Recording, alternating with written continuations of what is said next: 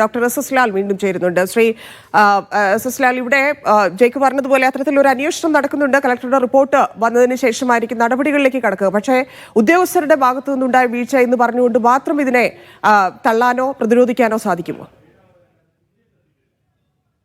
ഇല്ല, ഇത് ഉദ്യോഗസ്ഥരെ പ്രവർത്തിക്കാൻ അനുവദിക്കാത്തത് കൊണ്ടാണ്. ഈ ആശുപത്രി സൂപ്രണ്ടുമാര്, പ്രിൻസിപ്പൽമാരൊക്കെ ഇവർ ഒരുപാട് വർഷത്തെ എക്സ്പീരിയൻസ് ഉള്ളവരാണ്.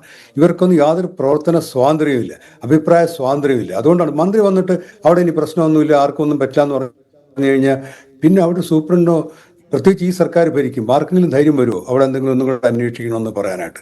ഇപ്പം അതാണ് സംഭവിച്ചത്. അത് പ്രതിപക്ഷ നേതാവ് പറഞ്ഞതിനോടും എനിക്ക് പൂർണ്ണമായി യോജിപ്പാണ്. ഒരു മരണത്തിന് കാരണമാകുകയാണ് മന്ത്രിമാരുടെ അനാവശ്യമായ ഇടപെടൽ.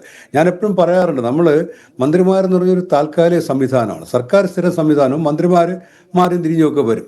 മന്ത്രി ഇല്ലെങ്കിലും കേരളത്തിൽ പറഞ്ഞിട്ടുണ്ട്, ഗവർണർ ഭരിച്ച കാലത്ത് ആശുപത്രി പൂട്ടിയോ? ഇല്ലല്ലോ. അപ്പോൾ ഇതിന് സംവിധാനമുണ്ട്. കേരളത്തിലെ ഏറ്റവും വലിയ രണ്ടാമത്തെ വകുപ്പാണ് ആരോഗ്യവകുപ്പ്.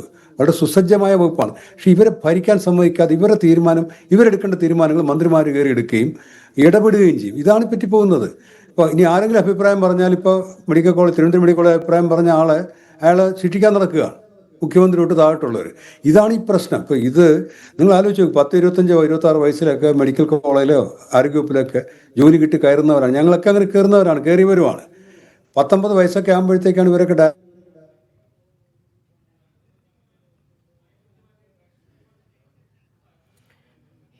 അദ്ദേഹം പറഞ്ഞു വന്നിരുന്നത് ഉദ്യോഗസ്ഥരുടെ ഭാഗത്തു നിന്ന് അവർക്കുള്ള അധികാരപരിധിയിൽ നിന്ന് കാര്യങ്ങൾ മാറിപ്പോകുന്നു എന്നുള്ളതാണ്. പൂർണ്ണമായിട്ടും സർക്കാരിന്റെ അദ്ദേഹം തുടരുന്നുണ്ട്. ഡോക്ടർ ലാൽ പറഞ്ഞോളൂ.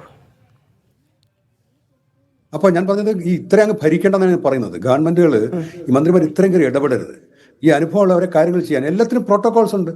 ഈ അവിടെ അങ്ങനെ ഒരു അപകടം നടന്നു കഴിഞ്ഞാൽ ഫയർഫോഴ്സിന്, പോലീസിന്, ആരോഗ്യവകുപ്പിന് എല്ലാവർക്കും പ്രോട്ടോകോളുണ്ട് അവിടെ എന്താ ചെയ്യേണ്ടതെന്ന്. ഇപ്പൊ മന്ത്രിമാർ പറയണം ഇവിടെ ആർക്കും കുഴപ്പമില്ലാന്ന്.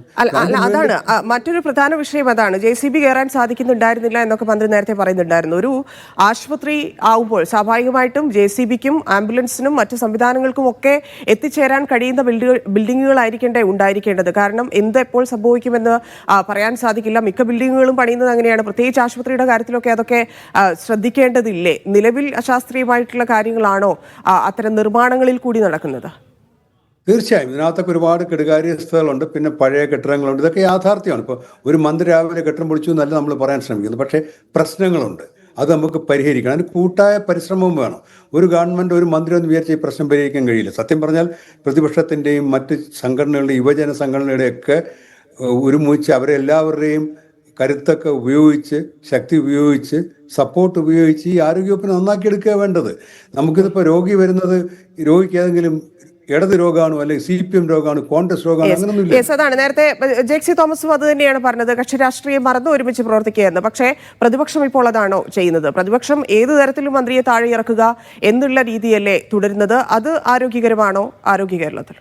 മന്ത്രിയെ താഴെ ഇറക്കുകയല്ല. ഈ 9 വർഷമായിട്ട് ഭരിക്കുന്നവരല്ലാതെ പിന്നെ മരിച്ചുപോയ മുഖ്യമന്ത്രിമാരെ കുറ്റം പറയാൻ പറ്റൂ? മരിച്ചുപോയ മന്ത്രിമാരെ അല്ലെങ്കിൽ ഭരണമില്ലാത്തവരെ കുറ്റം പറയാൻ പറ്റൂ? കുറ്റപ്പെടുത്തലല്ല.